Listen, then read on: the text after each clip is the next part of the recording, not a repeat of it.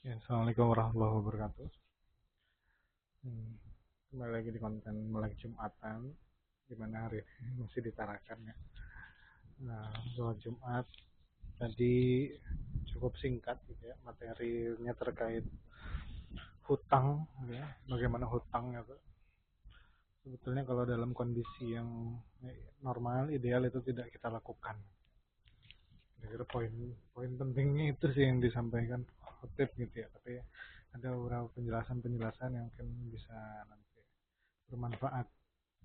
Terus juga setelah Jumatan tadi kita salat jenazah gitu.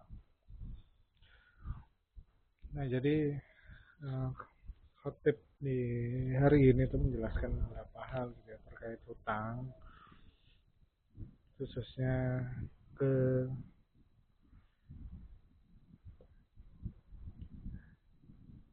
uh, ya kebaikan gitu ya, kebaikan yang melingkupi kita kalau kita itu tidak berhutang gitu ya. Jadi sekali ya sebisa mungkin gitu ya, kita mengusahakan kalau kita itu tidak memiliki kondisi hutang ya, karena memang ada penjelasan hadis yang menjelaskan bahwa orang yang syahid itu pun diampuni dosanya kecuali sebab utangnya gitu ya. Jadi kalau dia utang masih, ya bahkan yang syahid saja itu tidak bisa masuk ke surga secara langsung sebab utangnya itu. Nah, kemudian apalagi juga Hatib menekankan itu ya, bahwa ketika kita terpaksa gitu ya melakukan hutang itu ada beberapa kondisi yang bisa kita pertimbangkan ya. Kalau misalnya di kita sebagai seorang muslim tentu juga berhutang dengan hutang yang benar gitu ya. Jadi tidak ada unsur penambahan nilai atau ribawi lah, seperti itu. Kecuali ya kalau dalam penjelasan Gus Baha yang saya pahami itu ada penjelasan terkait bahwa nilai itu bisa disesuaikan dengan zamannya hutang itu. Misalnya saya berhutang pada tahun 2000, saya berhutang 150.000 rupiah. Nah, misalnya 150.000 rupiah itu di tahun itu bisa membeli satu ekor kambing misalnya di Kota Tarakan misalnya. Nah, kemudian saya baru ingat gitu ya, atau baru mampu melunasi utang itu di 2025 ini. Di 2025 ini saya bisa melunasi utang, tentu nilainya tidak 150.000 ya. Nah, makanya di penjelasan Gus Bahan yang menyesuaikan saja 150.000 di waktu itu tuh equal atau tuh sama dengan apa gitu. Misalnya sama dengan kambing, berarti ya kita lihat pasaran kambing di tahun dia melunasi utang itu. Ya itu semuanya depresiasi nilai, kemudian inflasi. Nah, itu juga harus jadi pertimbangan kita gitu, ketika kita melakukan hutang gitu. Jadi itu penjelasan, mungkin penjelasan tambahan ya dari pemaknaan saya terhadap materi kajian ini. Kemudian Khotib melanjutkan bahwa ada beberapa adab dan etika berhutang. Yang pertama tuh ini saya membaca ya, karena tadi saya lupa bagiannya apa saja. Berhutang dalam keadaan mendesak atau darurat. Jadi memang sebaiknya kalau kita punya hutang itu memang kebutuhan yang mendesak gitu ya. Baik itu terkait ya hifzul mal gitu, hifzul nafs ya, menjaga jiwa gitu ya.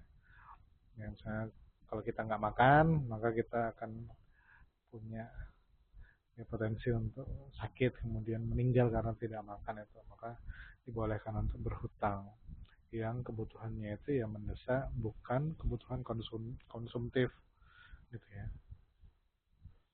Kemudian yang kedua, menggunakan uang hutang itu dengan benar, bukan untuk maksiat atau bukan untuk hal-hal yang dilarang oleh Allah Subhanahu wa taala dan Rasulullah. Kemudian yang ketiga, pastikan kita punya niat atau kesungguhan untuk membayarnya.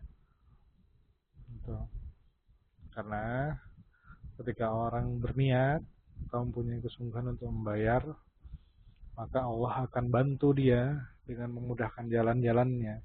Tapi kalau ketika orang itu berhutang dan kemudian memang nggak punya niat untuk membayar, maka Allah akan membinasakan. Dengan cara apa ya? Dengan cara Allah.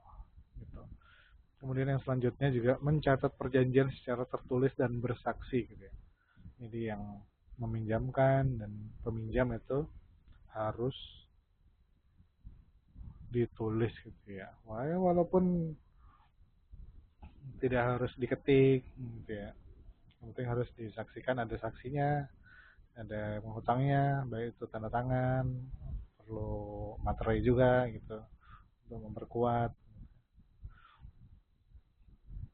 dan juga melunasi tepat waktu sesuai dengan kesepakatan, atau kalaupun belum bisa pada waktu yang disepakatin, maka berkomunikasi gitu. Itu juga penting gitu ya. Nah, di sini ya dari khotib menjelaskan ya, hutang itu sebisa mungkin tidak kita lakukan kecuali dalam keadaan yang mendesak dan terpaksa. Dan sebisa mungkin juga kita lakukannya dalam kondisi dan niat kita juga untuk melunasinya. Karena hutang itu juga termasuk amanah yang harus kita tunaikan kewajibannya kepada orang yang memberikan hutang itu kepada kita. Baik itu secara pribadi ataupun secara kelembaga gitu ya. Jadi sebisa mungkin supaya kita menjadi orang yang amanah gitu ya. Walaupun ya penasaran juga ya, kenapa ada ya, banyak di Indonesia yang berhutang, yang marah gitu ya, penagih sopan, yang berhutang itu lebih marah, tidak mau dan merasa ya, tidak usah dikembalikan gitu. Itu sangat penasaran sekali, curious ya. Itu terima kasih. Assalamualaikum warahmatullahi wabarakatuh.